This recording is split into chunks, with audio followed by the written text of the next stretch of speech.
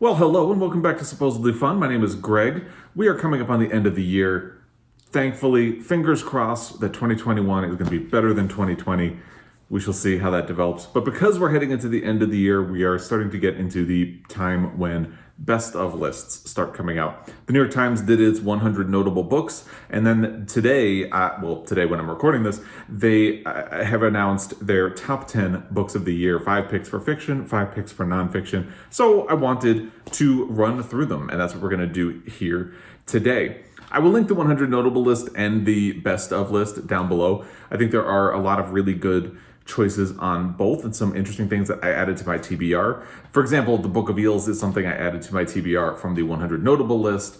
It's Monogamy by Sue Miller and a bunch of other ones, and I found those available on Scribd. So those are things that I discovered through the notable list, which again, I will link down below. But today we're going to talk about the actual top 10 list, which is put out by the New York Times Book Review. I'm very excited about this. I look forward to this list every single year. Don't always agree with some of their choices. Sometimes they have really good years.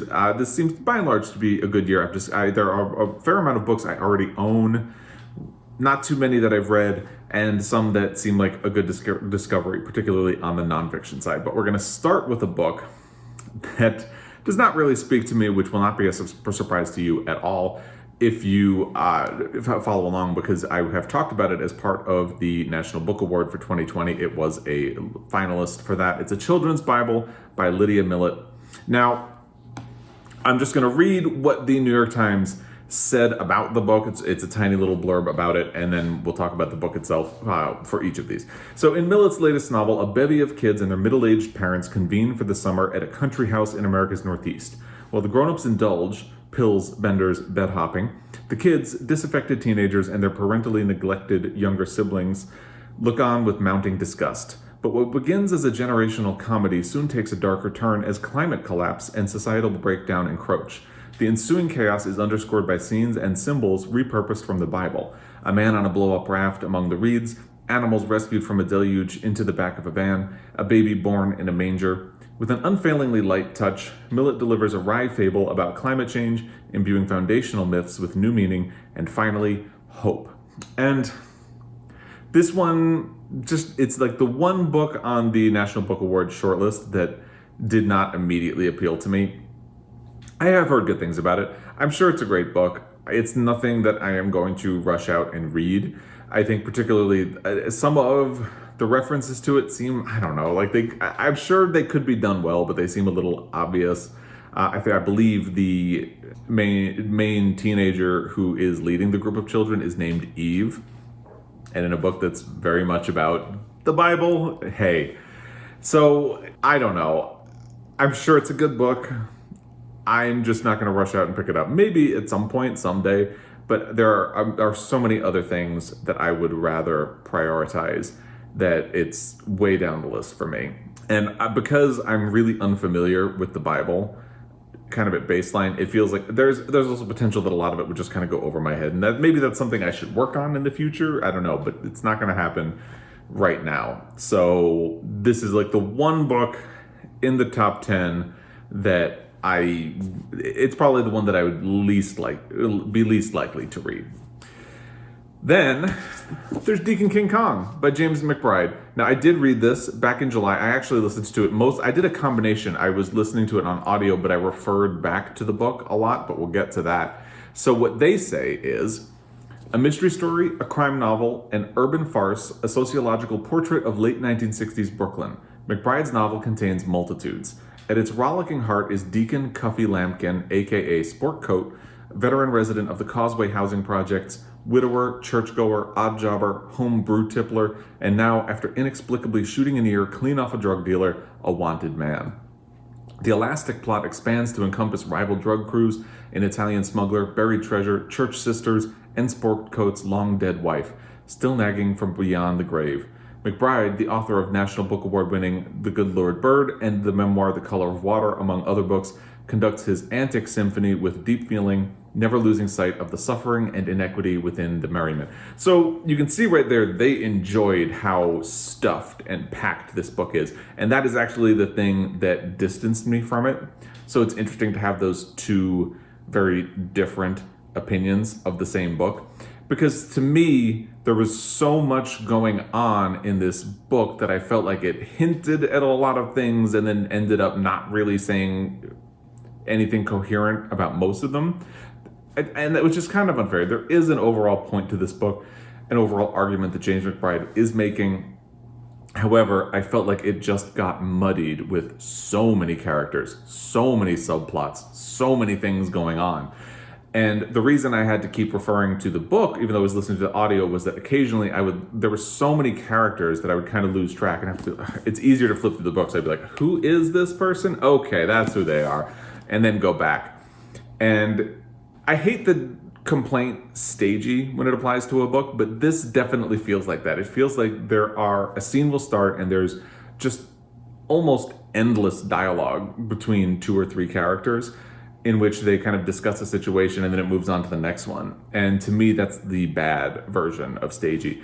And I really like James McBride as a writer. I loved The Good Lord Bird, and I want to read The Color of Water, the other book that they reference.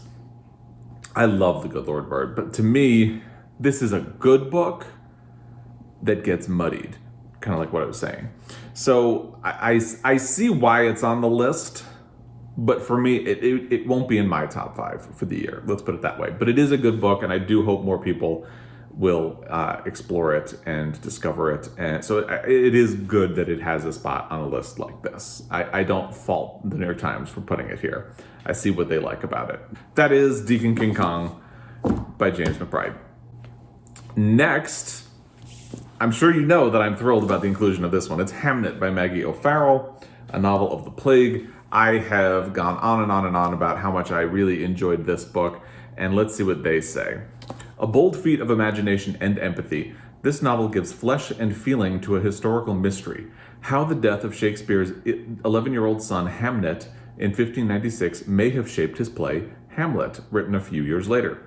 O'Farrell, an Irish-born novelist, conjures with sensual vividness the world of the playwright's hometown, the tang of new leather in his cantankerous father's glove shop, the scent of apples in the storage shed where he first kisses Agnes, the farmer's daughter and gifted healer who becomes his wife, and not least, the devastation that befalls her when she cannot save her son from the plague. The novel is a portrait of unspeakable grief wreathed in great beauty. And I think they capture it perfectly right there. I think that is everything I loved about this book. I think one of the best things about it is Maggie O'Farrell's really sumptuous writing, gorgeous prose and description. You can be spellbound by this book. I actually really want to go back and listen to the audio at some point, not right away, but at some point, because I bet this, I found myself reading passages aloud to myself when I was alone, and I just loved it so much. I have heard that some people did not have the same reaction that I did, possibly because it was so hyped at a certain point. And when a book gets really hyped, you develop certain expectations of it. Like, because it is known that this book is about Hamnet and the death of Hamnet, some people are a little surprised that he doesn't die right away. And that's not a spoiler. You know he dies, but but for me it works because I think part of the suspense is in exactly what they say. It's the devastation that befalls her when she cannot save her son from the plague. So that it takes a while to get to that devastation, but I think the fact that you're there as she tries and fails to save her son makes it more impactful. But I can see where some people feel like it's a little misrepresented, that this book deals almost entirely with the aftermath of Hamnet's death. It does not. It deals very much with his illness as well. And with the fact that, because famously, the book does not name William Shakespeare. And that can feel like a gimmick to some people. I personally love it. And I think, and I am one of these people who, I talked a lot about how Maggie O'Farrell really deliberately puts the story on Agnes and does not want William Shakespeare to get the plot or the focus or the spotlight. And yet, he is very much in the book. He's just not named. And you know it's him, especially because the name Shakespeare is used in relation to his father, his mother, his sister. So it's very obvious who he is. They just don't name him. And he is a character in the book. He's not present for a portion of it. But I think it still does a really good job. Like the very fact that it is so intentional in not giving a name to William Shakespeare does force you to focus on Agnes and not focus too much on him. That's kind of how I feel about it. I see where some people feel a little bit differently, but that's how I think about it. And I really love that idea of like giving Agnes her story back and trying to figure out who the lives of these people who were so entwined with William Shakespeare, but he was also in London, separate from them, writing plays and becoming famous, and their world is so different from the world that he comes to know while he lives there. I love this book. I think it's beautiful. It is one of my favorite books of the year, so I absolutely think it deserved its spot in this list. I'm glad that the New York Times recognized it. This was the winner of the Women's Prize this year. It did not, again, famously, one of the complaints about the Booker this year was that Hamnet did not make the long list, and then The Mirror and the Light did not make the short list. Again, it is one of my favorite books of the year. I'm very glad it was recognized, and I think it's interesting because in the illustration, they always do an illustration for the top 10 books of the year, and the illustration uses the UK cover of the book, not the US cover. And I think I just found that a little bit interesting. So, fun little tidbit for you. The next one is Homeland Elegies, a novel by Ayad Akhtar. Now, this is actually something that was on the 100 notable books list and jumped out at me from that. I had kind of heard things about this book throughout the course of the year, but never really stopped and thought about it or focused on it long enough to consider whether or not I wanted to read it. And when I saw it in the 100 notable, I did seek it out. It is not available on Scribd or at my library right now, so it's something I'm going to have to keep an eye out for. Perhaps I will look for a copy to purchase at some point, but I'm trying to be in really... I bought a lot of books. You'll find out when I do my book haul for November. I bought a lot of books. So I need to cool it and be really intentional about that. So this is something that's on my radar. I would like to read, but I'm going to keep an eye out for it, basically. The New York Times says, at once personal and political, Akhtar's second novel can read like a collection of pitch-perfect essays that give shape to a prismatic identity. We begin with Walt Whitman, with a soaring overture to America and a dream of national belonging, which the narrator methodically dismantles in the virtuosic chapters that follow. The lure and ruin of capital, the wounds of 9/11, the bitter pill of cultural rejection, Akhtar pulls no punches, critiquing the country's most dominant narratives. He returns frequently to the subject of his father, a Pakistani immigrant and one-time doctor to Donald Trump, seeking in his life the answer to a burning question: what, after all, does it take to be an American? I am very much not surprised that this book made the top 5. If I had done a prediction of what books would be in the top 5 fiction books for the New York Times, I would have put this one on there because I listen to the New York Times Book Review podcast. They release a new episode every Friday and kind of talk about what's going on in the book review and in the wider book world. And they have talked about this book several times recently. And when they talk about it, they are very rapturous about it and its merits. And what's interesting is that they have also debated how much of the book is a novel and how much of it is Ayad Akhtar's life, because it is almost like a fictionalized version of his life, and it can almost, the way they describe it, it can seem like a series of essays about his life that have been fictionalized, which again is interesting. So this is something that I have not read, but it is now on my radar thanks to the New York Times, and something that I will be seeking out. And then we have The Vanishing Half by Brit Bennett. Now this is a book that I had started to listen to on audio, I think back in July, but I could be wrong about that. And I did not get through the audio fast enough, so I lost my hold on it, and I was only halfway through the book. I'm coming close. I believe within the next week or two, I will be getting the audiobook back, because even though I have a physical copy of the book, I feel like because I started it on audio, I need to finish it on audio. I don't know. It's just this weird thing that I did. So I should be able to finish this book soon. I was enjoying it, but I feel like I was getting to a crucial part of the book. So it's difficult to talk about since I only got halfway through, and because I didn't get to the perspective shifts about halfway through. And I was just getting to that point, which feels critical to the book. So let's see what the New York Times says. Beneath the polished surface and enthralling plot lines of Bennett's second novel, after her much-admired The Mothers, lies a provocative meditation on the possibilities and limits of self-definition. Alternating sections recount the separate fates of Stella and Desiree, twin sisters from a black Louisiana town during Jim Crow, whose residents pride themselves on their light skin. When Stella decides to pass for white, the sisters' lives diverge, only to intersect unexpectedly years later. Bennett has constructed her novel with great care, populating it with characters including a trans man and an actress who invite us to consider how identity is both chosen and imposed, and the degree to which passing may describe a phenomenon more common than we think. Now, the point of the book where I had left off was when the trans man was introduced, so I did not get very far into that portion of it. And like I said, then the perspective seems to shift. So I'm really looking forward to getting back to this book, because all of those themes that it talks about in this review seem very poignant, very topical, very of the moment. In hindsight, this seems like a natural candidate for a Pulitzer Prize next year. We'll see how that goes, but I haven't really formulated my thoughts around that because they don't usually announce the Pulitzer Prizes until April. I do think Transcendent Kingdom is probably, still has a good shot, along with some other things, but that's a whole separate video that will come next year in 2021. So I am really looking forward to finishing this. I did not read The Mothers. I've heard kind of mixed things about The Mothers, and some of the feedback I've gotten on this was not good, but most of it was really good, and I am looking forward to finishing it. If it does take forever, then if I can really get my act together and get back into a full-on reading mode in 2020, I might pick up the print version of this, but I'm really looking forward to finishing it. At this point, I feel like I need to start over and get through it all over again, which is probably what I'm going to do when the audiobook does become available. That is The Vanishing Half by Brit Bennett. Now, those are the fiction books.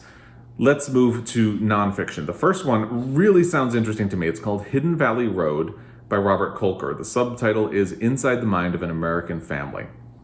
Don and Mimi Galvin had the first of their 12 children in 1945. Intelligence and good looks ran in the family, but so, it turns out, did mental illness. By the mid-1970s, 6 of the 10 Galvin sons had developed schizophrenia. For a family, this is a quote, "For a family, schizophrenia is primarily a felt experience, as if the foundation of the family is permanently tilted," Kolker writes.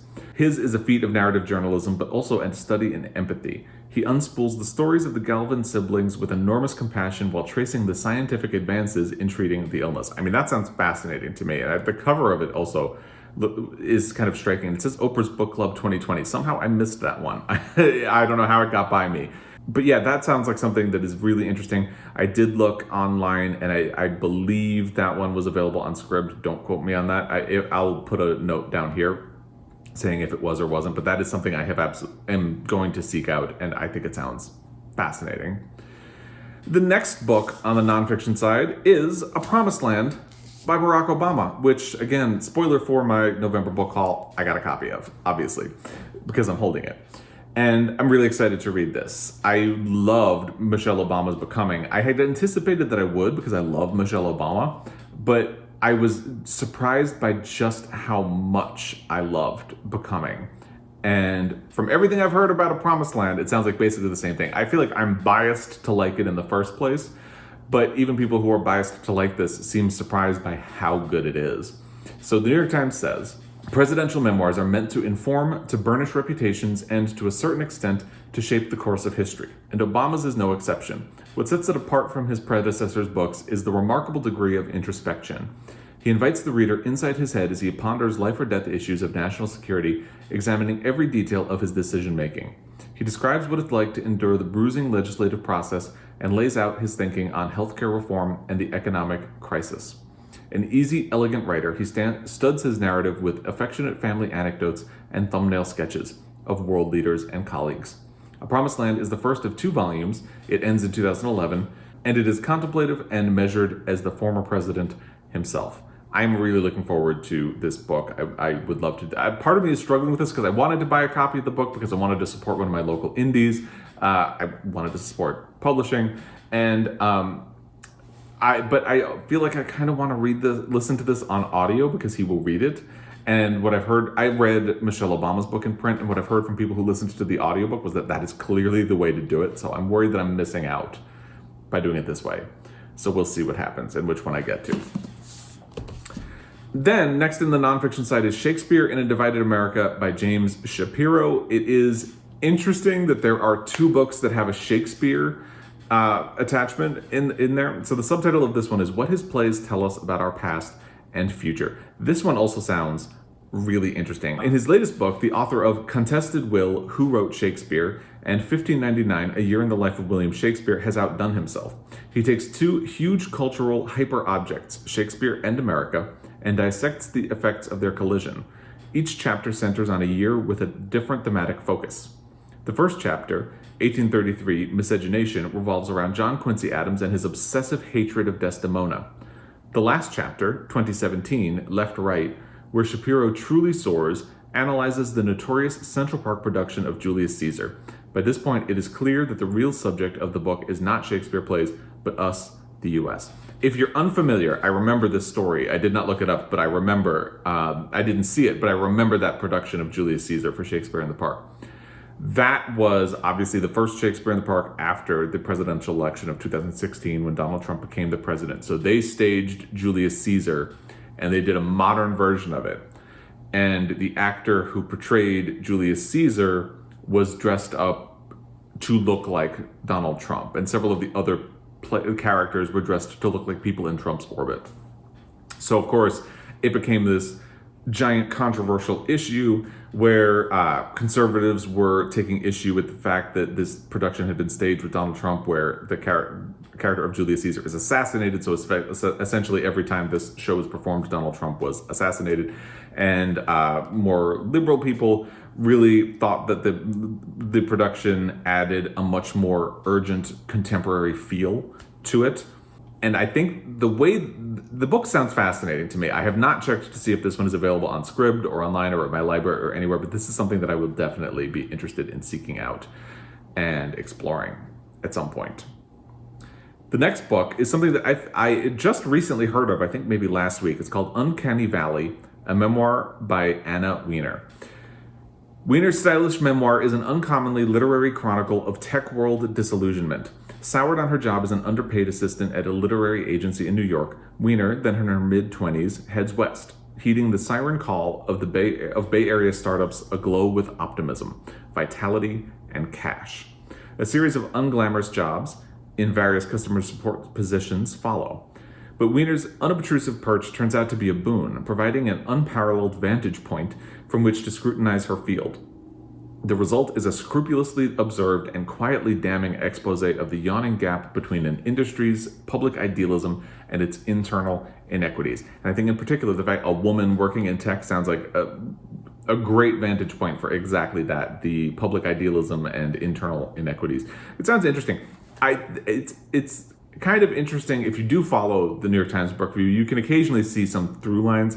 A couple of years ago, they selected Small Fry by Lisa Jobs Brennan is her name, I think. She's the daughter of Steve Jobs, the one that he famously refused to acknowledge until there was a paternity test that proved that she was his daughter. And even then they had a very rocky relationship. So she wrote a memoir about her relationship with him. And although it was not really about tech, it is very much in that world because, Steve Jobs. So it does seem like the people at the New York Times Book Review are very interested in this idea of the tech world and the human element within it and perspectives of people in it, because that was a memoir as well. So it sounds interesting. I don't think I would run out to pick that one up, but it does sound very interesting to me. And I believe this is the final one on the list. Yes, it is. It's War, How Conflict Shaped Us by Margaret MacMillan. This is a short book, but a rich one with a profound theme. MacMillan argues that war, fighting and killing, is so intimately bound up with what it means to be human that viewing it as an aberration misses the point. War has led to many of civilization's great disasters, but also to many of civilization's greatest achievements. It's all around us, influencing everything we see and do. It's in our bones. MacMillan writes with impressive ease. Practically every page of her book is interesting, and despite the grimness of its argument, even entertaining. Now, it sounds interesting, but I'm not going to run out and read it. I admit perspectives on war don't particularly interest me.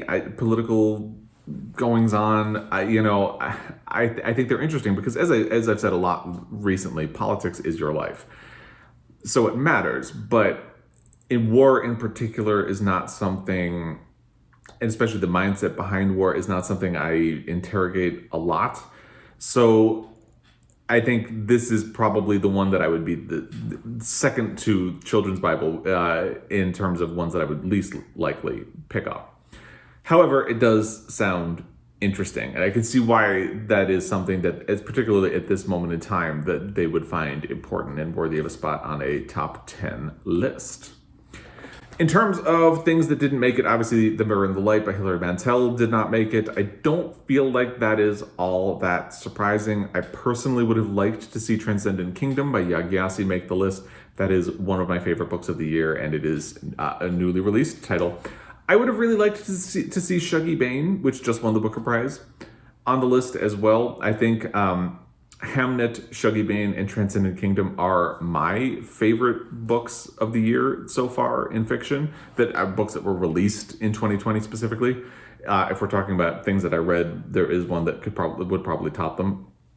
But those would be my three favorite fiction books that were published in 2020. So I would have liked to see all three of them, but I am glad that Hamnet made it, if not the others. I would love to hear what you think should make the list. I do think it's a little surprising that I'm less familiar with nonfiction that was published this year, but I'm a little surprised that Cast by Isabel Wilkerson didn't make the list. Something like The Dead Are Rising didn't make the list. But it seems like a solid nonfiction list as well. In general, I would love to hear what you think of the 10 books that the New York Times chose as the 10 best of the year. Let me know your thoughts down below. Do you agree, disagree about any of these? What do you think should have made it? Again, my three favorite fiction books that were published this year, so far at least, are Hamnet, Shuggie Bain, and Transcendent Kingdom. So if you have other thoughts, things that you would have liked to see, you know what to do. Leave them in the comment section down below. Love to hear your thoughts. And just a heads up for the week, I have pre-recorded one video, which I never do. I never successfully pre-record a video, but I managed to do it, and I will have one pre-recorded for probably Thursday on Thanksgiving. And I think I'm going to try to pre-record a Friday Reads video, but I don't know yet. That is to be determined. I do have one other video that I want to get out this week. So in a perfect world, you'll hear from me 3 times this week. It is Thanksgiving in America. So we'll see what happens. Stay tuned. I definitely have at least one other video that will come, maybe 3, maybe 4. We'll see. Anyway, as always, I really appreciate your time. Thank you for that. And I hope you have safe plans for Thanksgiving and are continuing to stay safe with your family. It's scary out there. And if you live in an area that is cold, like where I am, I hope you're staying warm. I will be back. Until next time, happy reading.